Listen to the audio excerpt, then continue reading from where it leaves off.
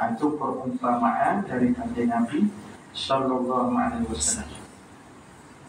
Dan lagi sabda Nabi sallallahu alaihi wasallam, yaqulullahu azza wa jalla, ana ma'a 'abdi ma zakarani wa taharraqat syafatahu bi.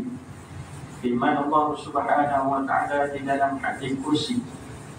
Hadis kursi yang direct yang Tuhan beri kepada Nabi tanpa perantaraan Jibril.